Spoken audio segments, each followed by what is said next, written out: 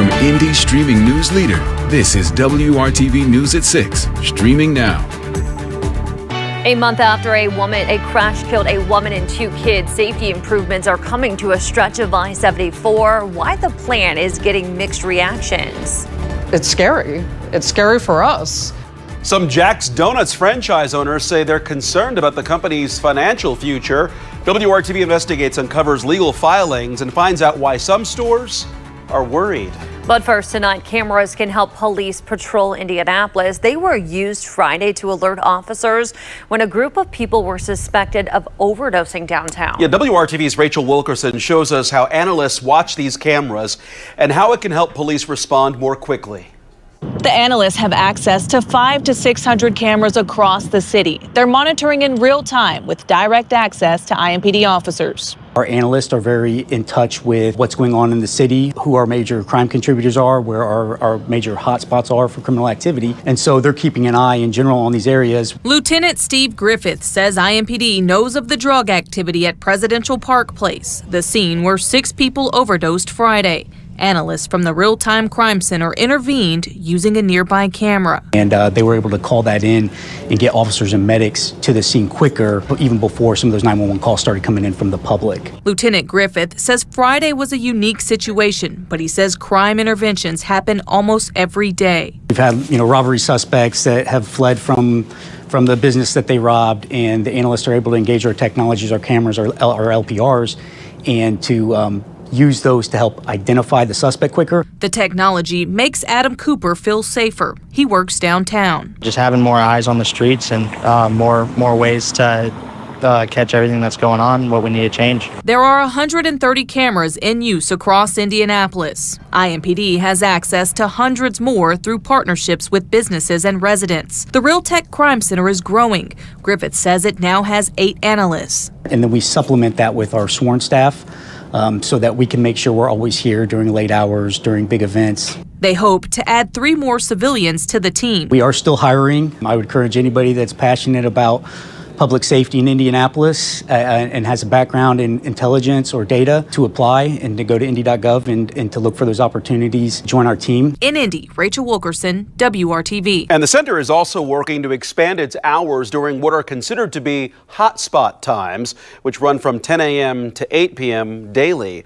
Surveillance technology is a big tool for police in Indianapolis. IMPD has invested in B-Link cameras, which stream video from a business straight to police. The department also uses public safety cameras and license plate readers. Well, crews are out patching potholes around Indianapolis thanks to a sunny day in the 60s. Hopefully there are now fewer craters that you will have to avoid. I've noticed several filled on my drive. Todd, as far as the weather goes, today was nearly perfect out there. So what are you tracking this evening and for our Tuesday morning? Yeah, it's pretty quiet this evening all the way throughout the overnight hours. Nicole, you mentioned temperatures today and how nice they were. We're still in the 60s, so if you're off work here, maybe having a little bit of dinner, you'll have the opportunity maybe go for a quick walk before the sun sets now, shortly before 8 o'clock to enjoy the warmth. If not, there's several more days in a row here with temperatures in the 60s and 70s. 67 right now in Indy, 65 up in Kokomo. Martinsville at 67 degrees, 65 from Fortville to Noblesville. And here's the view right now from downtown.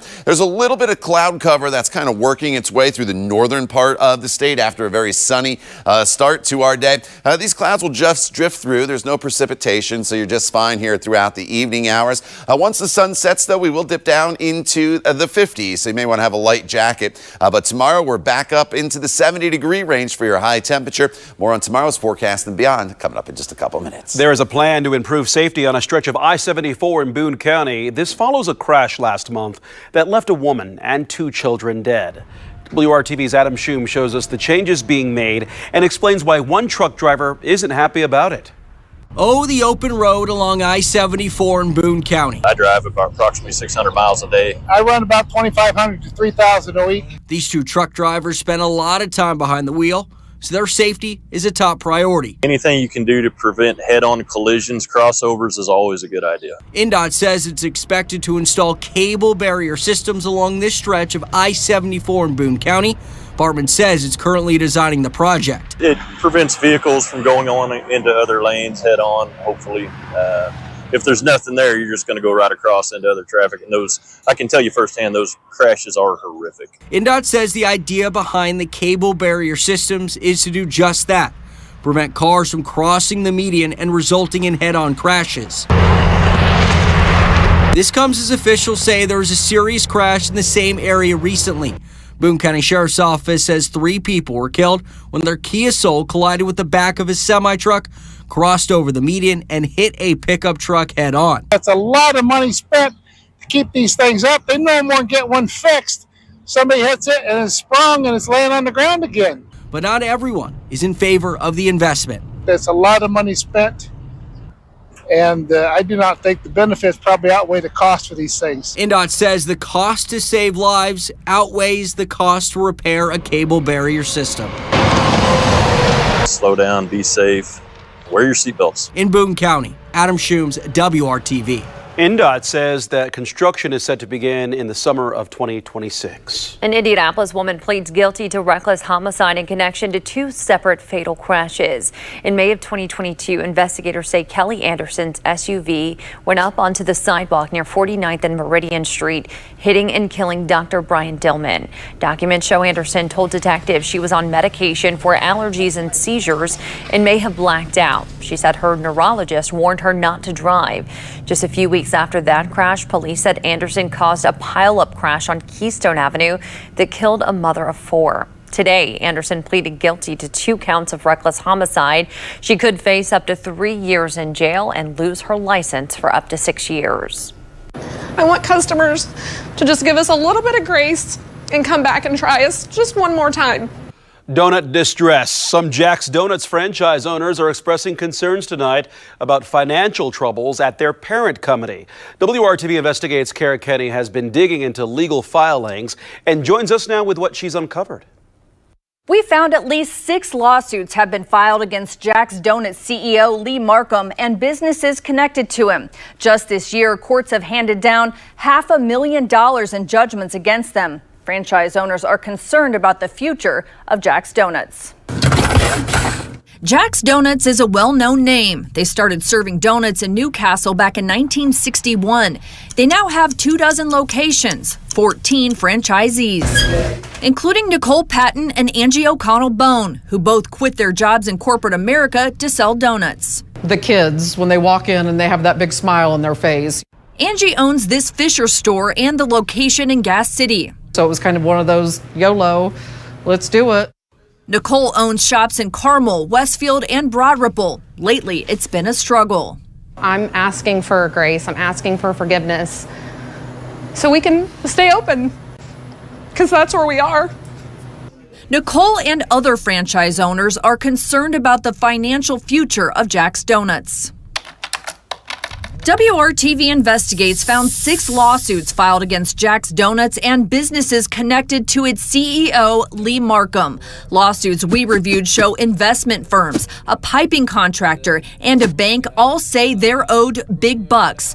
Old National Bank accuses Markham of defaulting on business loans. The bank is asking for $3.4 million and threatening to foreclose on the shop in Newcastle and on Markham's home. This year, courts in Indiana and New York have handed down $500,000 in judgments against Markham, Jack's Donuts, and related entities. It's scary. It's scary for us.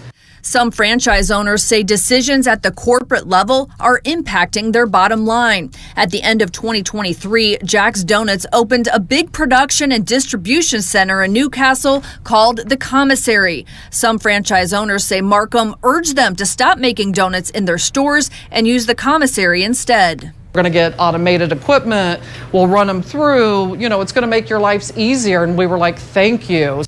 Angie and Nicole started using the Commissary to get their donuts. In fact, Nicole sold all her kitchen equipment and fired 7 bakers.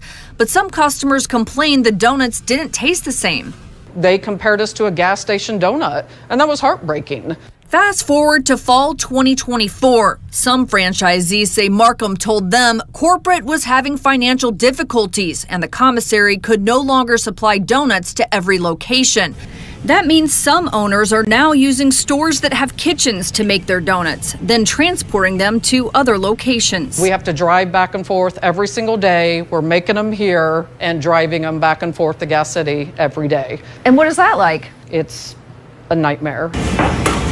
Nicole is back to making donuts. She rehired staff, rebought kitchen equipment, and a delivery vehicle.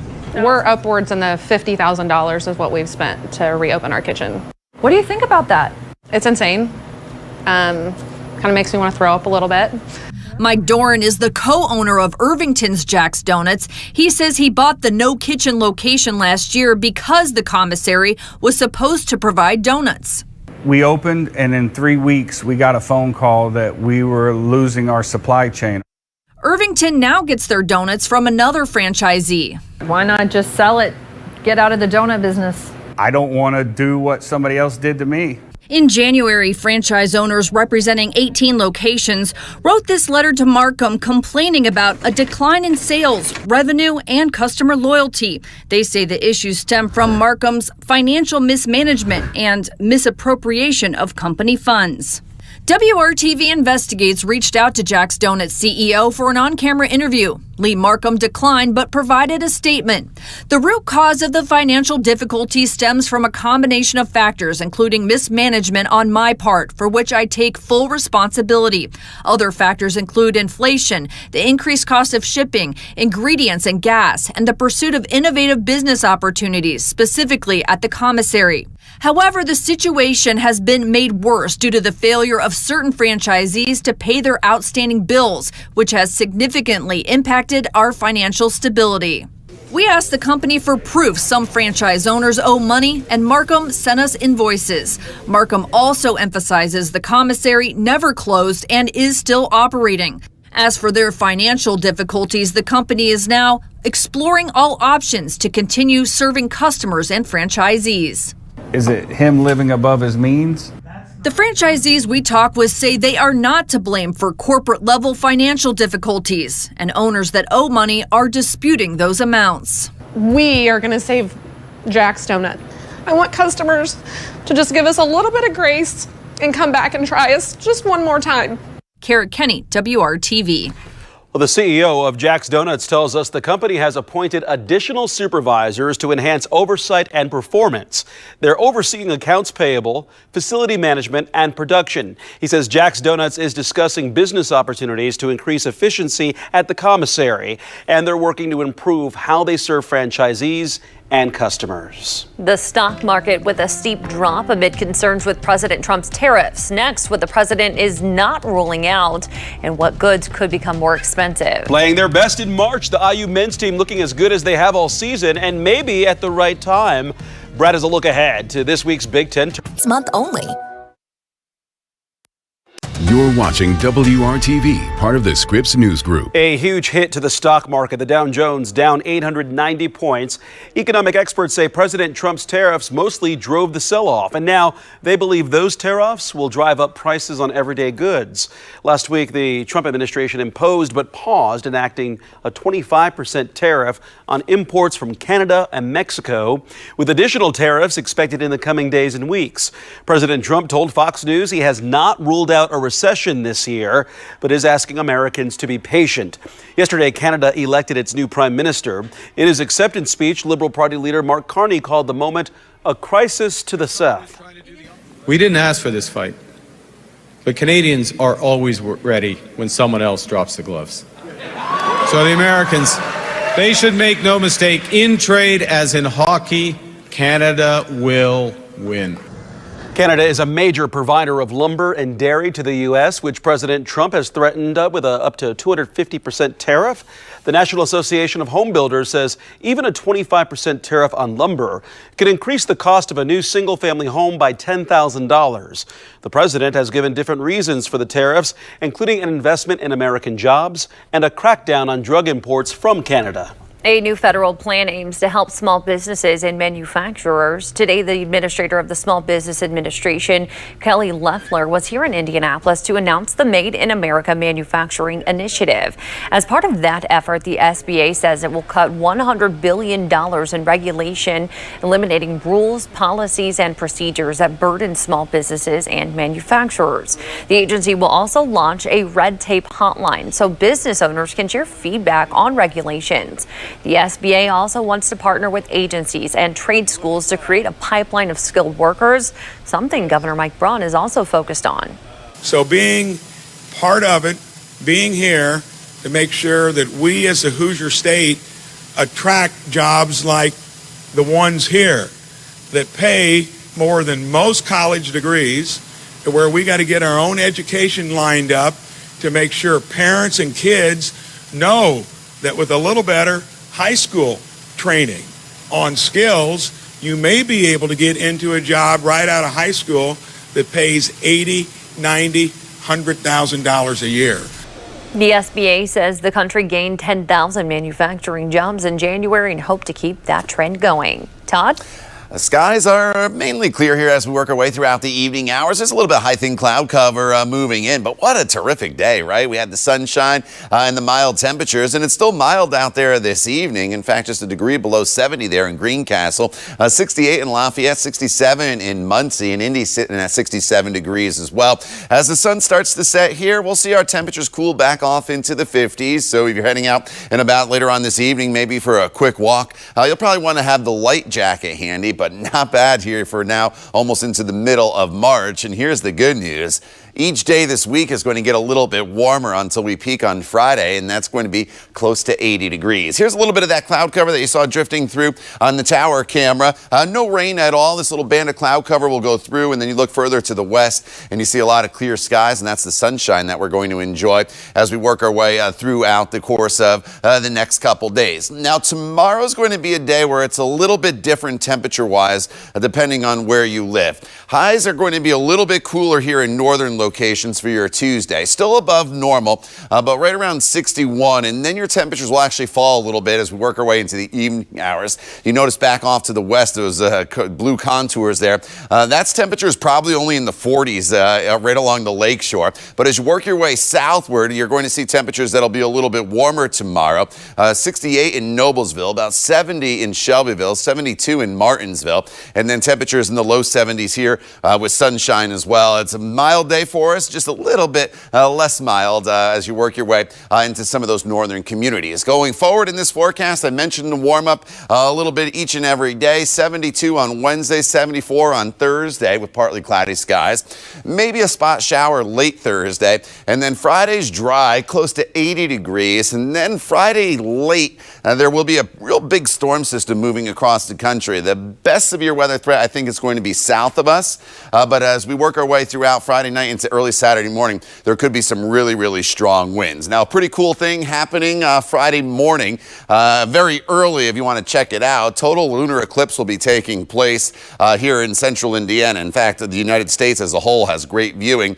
The total eclipse is going to begin just before 2:30. It's at its peak right around 3 a.m. and then the total eclipse will end at 3:30. Obviously, you'll have to wake up or stay up late to check that out, but we should have decent viewing conditions for that. Enjoy the warmth. By the time we get to the weekend, the cold front comes through, and then it's much cooler for Sunday and Monday.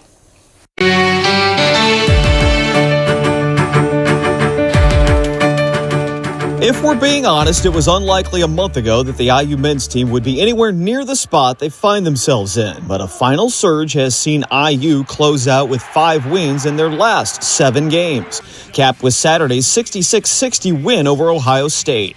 We hope to start playing our best basketball right now because this is when it really counts going into the Big Ten tournament and March Madness. So for us, it's just learning from those little things and knowing that, you know, our goals are all still right in front of us. It's been the Indiana seniors leading the charge. Trey Galloway playing perhaps the best basketball of his college career.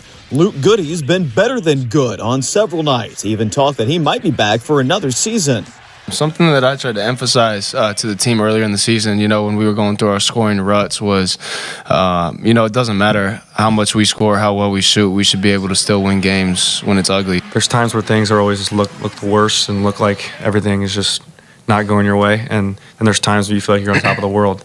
And so the good teams are able to balance that and are able to stay even keel, and we've done a great job of that recently. And there's the extra layer of a final send-off for Coach Mike Woodson. A season that had turned ugly in mid-January suddenly feels like a much happier ending in the making. Quick shout out to Coach. It was his last game in here too before he steps down. So, we were just really happy for him to be able to send him out on a win. He means the world to us. So shout out Coach Woodson. At the end of the day, it's not about me right now. It's still about this team and us going up to Indianapolis and trying to win the Big Ten tournament. It's gotten IU to the number 9 seed in the Big Ten tournament. They will open play with Thursday's opening game, a matchup against Oregon at noon. The Hoosiers lost to the Ducks out west last Tuesday. Conference champ and top seed Michigan State awaits the winner. Thursday's 4-game slate at Gainbridge Fieldhouse will wrap with Purdue in action. They'll face either USC or Rutgers. The Boilers dropping to the 6th seed with their late season slide. 5 losses in their last 7. Friday night, it was 88-80 at Illinois, a double-digit lead slipping away. Another letdown in the final 10 minutes for Purdue, something they've done on too many occasions this Big Ten season. The week will wrap on Sunday at 3:30 for the Big Ten title game, and then headlong to March Madness from there. Brad Brown, WRTV Sports. Well, if you didn't enjoy the mild temperatures today, here's the good news. They're around all the way through this week. In fact, it gets warmer, close to 80 by Friday. Then a strong storm comes through with some storms potentially Saturday into Sunday, followed by those cooler temps. Another perk is still light out right now. Exactly. Get out for a walk. Check it out. It's beautiful. Thanks for being here with us. Have a good night.